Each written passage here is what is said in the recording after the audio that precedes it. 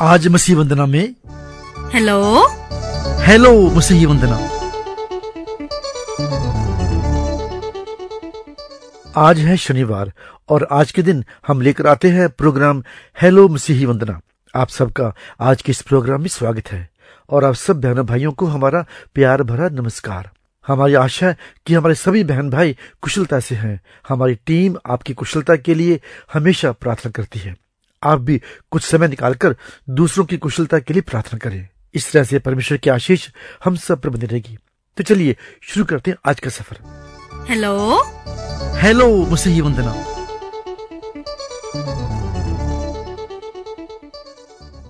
फरवरी महीने से हम 1984 में प्रसारित किया गया नाटक अनीता को पुनः प्रसारित करते आ रहे हैं और आज अनीता नाटक की अंतिम कड़ी आपके लिए पेश करेंगे। पहले सुनते हैं भाई थॉमस सैमुअल की आवाज में ये गीत।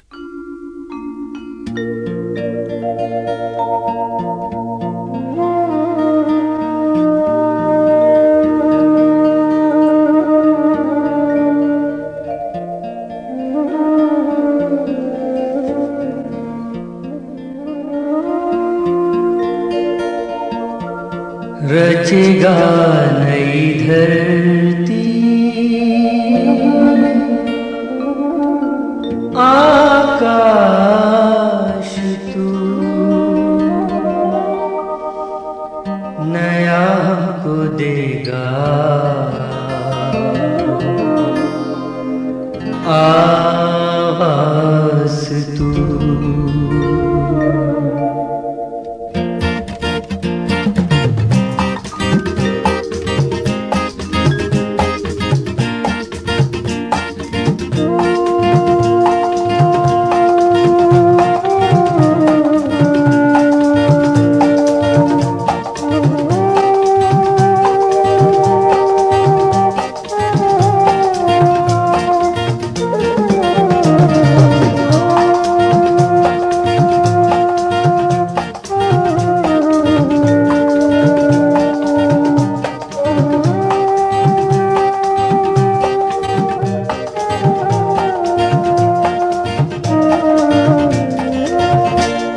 रचेगा नई धरती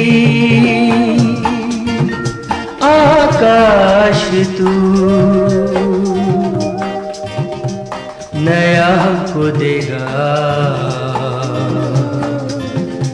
आवाज तू। वो सुंदर कृति तेरी देखेंगे हम इसी आस की ज्योति जलती रहे। रचेगा नई धरती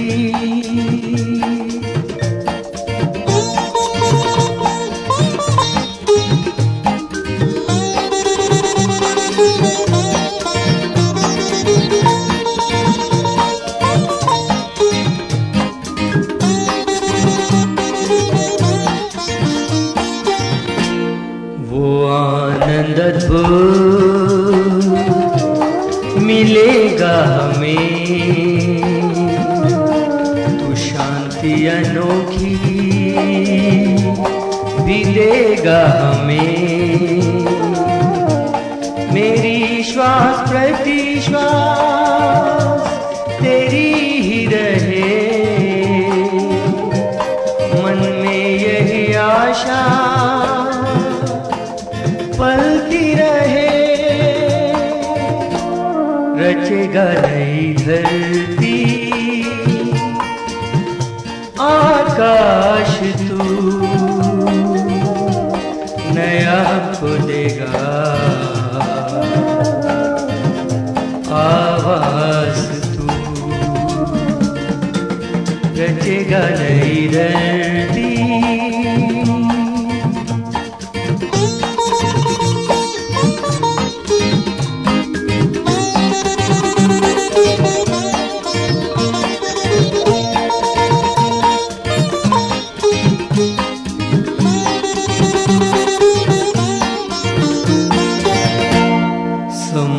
प्रभु को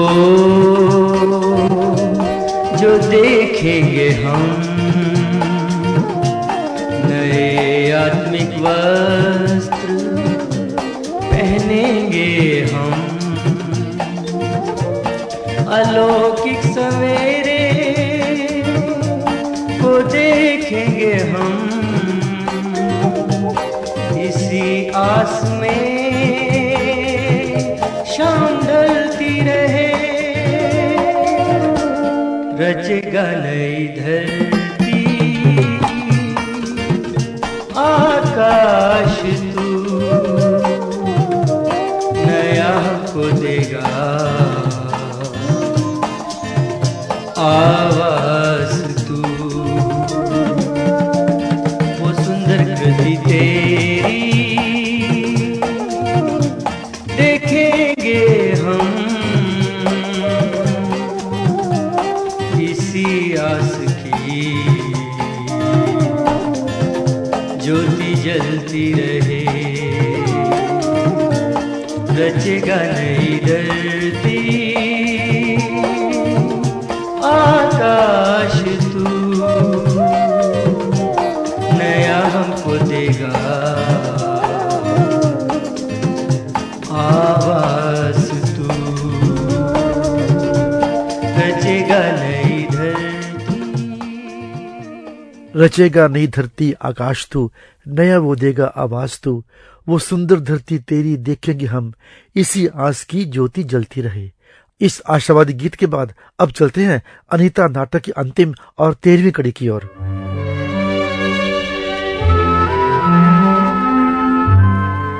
लीजिए प्रस्तुत है नाटिका अनीता का 13वां और अंतिम भाग। पिछले भागों में आप ये सुन चुके हैं कि प्रभु यीशु पर विश्वास करने वाली अनीता अपने पिता की मृत्यु के बाद अपनी मौसी के घर आ जाती है और उसकी मौसी यशवंत साइमन नाम के एक लड़के से उसकी शादी करना चाहती है। यशवंत, जो कि आधुनिक विचार वाला खाता पीता फॉरेस्ट ऑफिसर है, उससे शादी करना चाहता था, पर अनीता इस शादी को ठुकरा देती है और टीचर्स ट्रेनिंग लेने के लिए लखनऊ चली जाती है। ट्रेनिंग समाप्त करने के बाद वो फिर वापस अपनी मौसी के घर आती है और परमेश्वर की कृपा से सुरेन नाम के एक विश्वासी लड़के से उसकी शादी हो जाती है। शादी के बाद जहां अनीता की गिरस्ती एक आत्मिक आनंद के साथ चलने लगी थी, वहीं उसकी बहन प्रभा की गिरस्ती एक भयानक कलह में फंस चुकी थी। ये कलह धीरे धीरे इतना बढ़ गया था कि नौबत तलाक तक आ पहुंची थी। लेकिन अनीता ने तलाक को एक मसीही पत्नी के लिए अनुचित बताते हुए प्रभा को अपना जीवन प्रभु यीशु को सौंपकर पूर्ण समर्पण के साथ दुआ और प्रार्थना करने के लिए कहा और साथ ही उसे यशवंत के पास दोबारा भेज दिया। जब वो यशवंत के पास पहुंची तो यशवंत ने उसे काफी खरी खोटी सुनाई और सारे घर का वातावरण उसके लिए बहुत ही अपमानजनक बना दिया। इसी वातावरण में एक रात जब वो गहरी नींद सो रहा था, तभी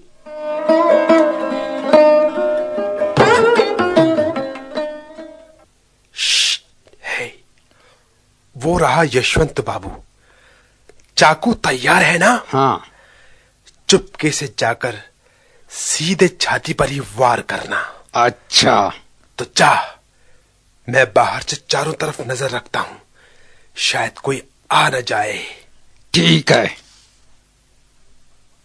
कौन कौन कौन है ये? यशवंत। क्या हुआ यशवंत? वो देखो, कोने में कोई छुपकर खड़ा है और अभी अभी एक आदमी यहाँ से भाग कर गया है। अरे हाँ, और देखो यशवंत, उसके हाथ में कितना बड़ा चाकू है। चाकू? ओह, तो इसका मतलब है ये मेरी हत्या करने आया था। मैं अभी देखता हूँ इसे। तुम जरा लाइट ऑन करना। नहीं यशवंत, नहीं। छोड़ दो मुझे प्रभा, छोड़ दो मुझे। छोड़ दे चाकू, छोड़ दे चाकू, नहीं तो तेरा हाथ मरोड़ का तोड़ दूंगा। छोड़ दे, गिरा दिया ना चाकू। अब बोल, अब बोल। छोड़ दो मुझे प्रभा, छोड़ दो मुझे। बस करो यशवंत, बस करो। तुम चुप रहो प्रभा। नहीं यशवंत, इस पर दया करो, ये मर जाएगा। ठीक है, तुम कहती हो तो मैं इसकी जान बख्श देता हूं, लेकिन इसे ये बताना पड़ेगा कि ये है कौन और क्यों आया था मेरी हत्या करने। नहीं बोलेगा यशवंत, बस करो। क्यों नहीं? नहीं बोलेगा? बोलेगा कि नहीं बोलेगा? बोल, बोल क्यों आया था यहाँ पे? बस करिए साहब, बस करिए। बता। मैं अभी बताता हूँ। जल्दी बता। साहब, मैं बड़े ठेकेदार का आदमी हूँ। मैं आपकी हत्या करने खुद नहीं आया, बल्कि मुझे भेजा गया। अच्छा, तो ठेकेदार ने भेजा है तुझे? ओह, ऊपर से तो बड़ा ठेकेदार दोस्ती का ढोंग करता था, और पीठ पीछे यह हरकत। आज बंदूक की नोक पर उसका भी फैसला हो जाएगा। ठेकेदार। लेकिन साहब, बड़े ठेकेदार ने नहीं भेजा है? उन्हें आप गलत मत समझिए। उसने नहीं भेजा तो फिर किसने भेजा तुम्हें? साहब, हमें आपकी प्रमिला मैम साहब ने भेजे। प्रमिला ने? क्या बकते हो? हाँ साहब, हम ठीक कह रहे हैं। उन्होंने हमें बताया कि आप पेमेंट के लिए 1 लाख रुपए ले जा रहे हैं। फिर अगर आपकी हत्या करने पर ये रकम हम उनको दे दें, हमें 10-10 हजार रुपया नगद मिलेंगे, जिससे 5,000 रुपये एडवांस हमें मिल चुके हैं। ओह गॉड, ये मैं क्या सुन रहा हूं? प्रोमिला, तुझे ना जाने मैं क्या समझता था, लेकिन तू इतनी नीच और पतित निकली। अच्छा होता ये सुनने से पहले ये चाकू मेरे सीने के पार हो जाता। ओह, कितना घिनौना है ये संसार।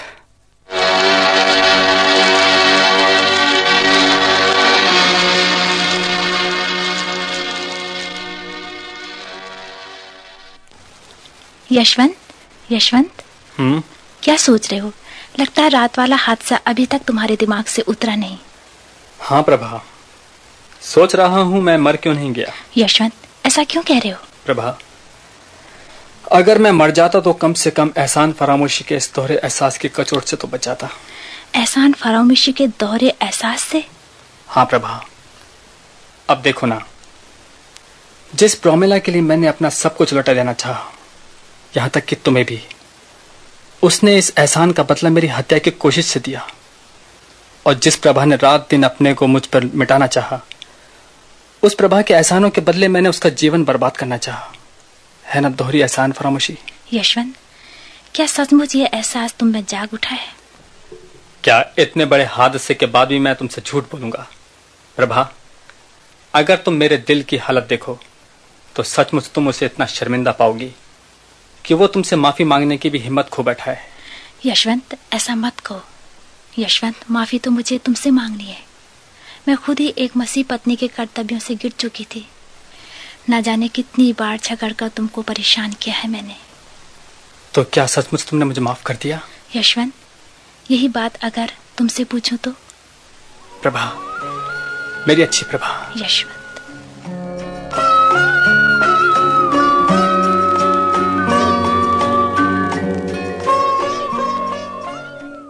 नहीं खाती हो तो मत खाओ, इसी तरह भूखी रहकर दे दो अपनी जान।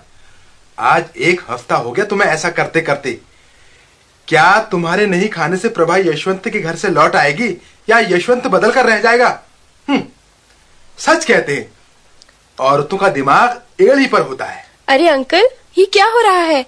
क्यों उठा रखा है घर सर पर? घर मैंने नहीं, तुम्हारी इस मौसी ने उठा रखा सर पर। क्या बात है मौसी, आज भी खाना नहीं खाया? हाँ, आज भी इन्होंने खाना नहीं खाया। अब जरा इनकी सूरत देखो और साथ ही नब्ज भी देखो, कितना बुखार है। अगर यही हालत रही तो प्रभा के आने से पहले ही चल बसेंगी ये। अंकल, ऐसा मत कहिए। परमेश्वर अपने समय में सब कुछ ठीक कर देता है।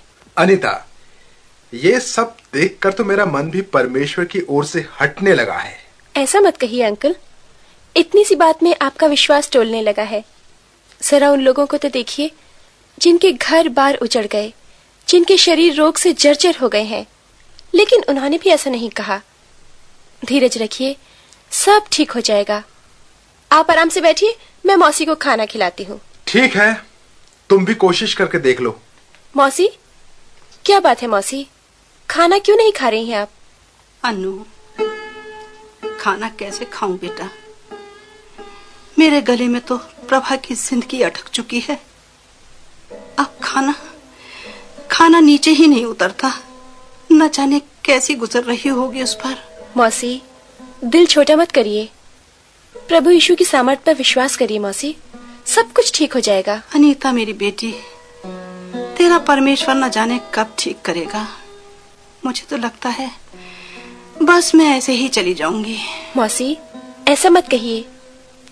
मौसी आप इस तरह नहीं जा सकती। मेरा प्रभु अवश्य ही आपको अपनी सामर्थ दिखाएगा। खुदा करे ऐसे ही हो। मैं यशवंत को और प्रभा को हंसते मुस्कुराते देख सकूं, बस फिर मुझे कुछ नहीं चाहिए था। ऐसा ही होगा और अवश्य होगा। अंकल, मौसी की दवा कहाँ है? अरे डॉक्टर ने अभी दवा देने के लिए मना किया है। अभी वो खुद ही आकर चेक करेगा और शायद फिर नई दवा देगा। कब आने को कहा था उसने? बस अब टाइम हो ही रहा है। लो, डॉक्टर साहब भी आ गए शायद। दरवाजा खोलता हूँ, तब तक तुम इनको देखो। आया डॉक्टर साहब, आया। डैडी। अरे अरे प्रभा। डैडी। अरे बेटा यशवंत, तू? अरे सुनती हो? देखो कौन आया है। अरे अनीता देख तू कौन आया है। हे परमेश्वर, ये क्या हो गया है? कौन आ गया है अंकल जो इतने खुश नजर आ रहे हैं? दीदी। अरे प्रभा, तू कैसी है रे? बिल्कुल ठीक हूँ दीदी। यशवंत कैसे है? अरे अनीता, इससे क्या पूछती है? इधर देख, इधर। अरे यशवंत, तुम? अनीता जी नमस्कार। नमस्कार। कैसे हो यशवंत? प्रभु की कृपा से ठीक हूँ। यशवंत, तुम्हारे मुंह से प्रभु यीशु का नाम, और वो भी इस घर में आकर, विश्वास नहीं हो रहा है। अनीता जी, विश्वास करें या ना करें, हकीकत यही है कि मैं प्रभु की कृपा से बिल्कुल ठीक हूँ और यहाँ पर आया हूँ। प्रभु का धन्यवाद हो। परमेश्वर करे ये हकीकत हमेशा के लिए हकीकत बनकर ही रह जाए। चलो मौसी के पास चलें। चलिए। माँ। प्रभा बेटी, कैसी है तू? माँ, मैं तो प्रभु की दया से बिल्कुल ठीक हूँ, लेकिन आपको क्या हो गया है? कैसे हाल बना लिए हैं आपने अपने? प्रभा, अपनी आंखों से देख ले, प्यार कितना संवेदनशील और नाजुक होता है। ममता किस तरह अपनी संतान के दुख से घायल हो उठती है। तो क्या माँ का ये सब हाल मेरे कारण हुआ है? हाँ प्रभा, जब से तू गई है, मौसी ने धीरे धीरे खाना पीना ही बंद कर दिया था, और उसका जो परिणाम निकला उसे तू अपनी आंखों से देख ही रही है। ओहो माँ, ये आपने क्या कर लिया है? प्रभा, माँ ने कुछ नहीं किया। जो कुछ भी माँ आज सह रही है, उस सब का कारण मैं हूँ। माँ, इसके लिए जो मर्जी आए सजा मुझे दीजिए, लेकिन एक बार मुझे माफ कर दीजिए। मैं आपकी ममता की कीमत को नहीं समझ पाया था। यशवंत मेरे बेटे, ये तू क्या कह रहा है? हाँ माँ।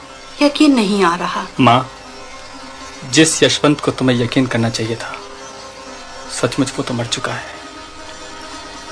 अब तो प्रभा की प्रार्थना और अनीता जी की शुभकामनाएं सुनकर प्रभु यीशु ने मुझे नया जीवन दिया है। अब मैं नया यशवंत हूँ, आपका बेटा। यशवंत मेरे बेटे, ये मैं क्या सुन रही हूँ? इधर आ बेटे, इधर आ। कितने अरमानों से मैंने चुना था तुझे प्रभा के लिए। माँ, मैं नालायक निकला माँ, मुझे माफ कर दो। यशवंत जीते रहो बेटा, जीते रहो। मेरी उम्र भी तुम्हें लग जाए। यशवंत बेटे, ये तो बताओ, ये करिश्मा हो कैसे गया? माँ, इसे बताने के लिए ही तो हम यहाँ पर आए हैं। लेकिन मैं समझ गया, दूर सफर से आए हो, इसलिए भूख से पेट में चूहे दौड़ रहे हैं, यही ना? नहीं डैडी, मेरे तो नहीं, लेकिन प्रभा के जरूर दौड़ रहे होंगे। हाँ। अनीता याद है ना, ये पहले प्रभा बारी बारी से हम तीनों के साथ बराबर की चोट में खाया करती थी। हाँ अंकल, ये बात तो आपने बिल्कुल सही कही। दीदी, तब तो मैं बहुत छोटी थी। छोटी ही नहीं, मोटी भी थी। अरे भाई, तुम्हारी बातें सुनकर तो मुझे भी भूख लगने लगी है। क्यों मौसी, देखा आपने? मैंने कहा था ना, मेरा परमेश्वर एक दिन प्रभा को हंसते हुए वापस लाएगा। हाँ अनीता, धन्य हो तेरा परमेश्वर। वास्तव में वो जीवित परमेश्वर है। आज मैंने उसकी सामर्थ को देख लिया है। आज से वो तेरा ही नहीं, मेरा भी परमेश्वर, मेरा भी उद्धार करता प्रभु यीशु है। पवित्र शास्त्र बाइबल में लिखे गए वचन आज से इस घर की रोशनी होंगे। मौसी, आप ठीक ही कहती हैं। पवित्र शास्त्र बाइबल में एक जगह लिखा है कि परमेश्वर का वचन हर एक व्यक्ति के पांव के लिए उजियाला और मार्ग के लिए रोशनी का काम करता है। धन्य है वे घर, धन्य है वे गृहस्थियां जो परमेश्वर के वचन के प्रकाश में चलती हैं।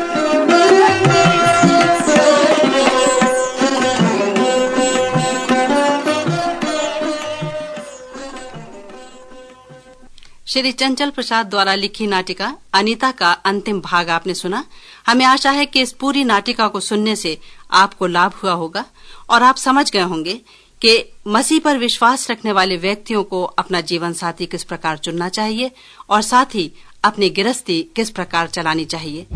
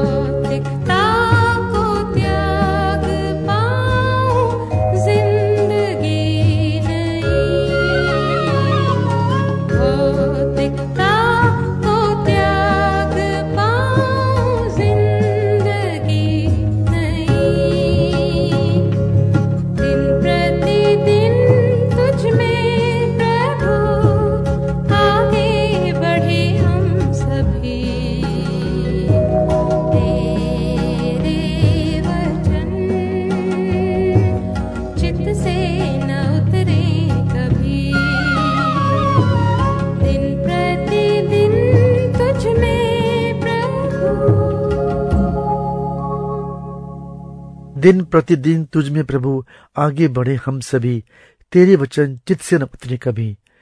अरुण प्रसन्न की इस रचना को अपनी आवाज दी थी बहन करोबी ने, और इसका संगीत तैयार किया था श्री विजय लाजरस ने। हेलो मसीह वंदना का आज का सफर बस यही पूरा होता है। हमारी आशा है आप हमारे सोमवार से शनिवार तक सोशल मीडिया पर प्रसारित होने वाले प्रोग्राम से आशीष पा रहे हैं।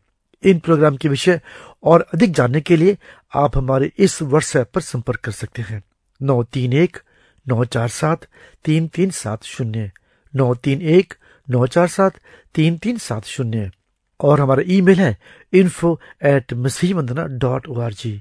और हाँ, यदि आप कोई गीत या मसीह वंदना की कोई अन्य रचना सुनना चाहें तो आप हमारे स्टूडियो के फोन पर संपर्क कर सकते हैं 978-072-7114 9780-727114।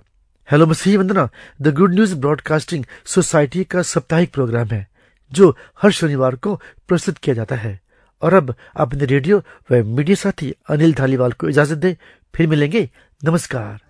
हेलो हेलो मसीह वंदना।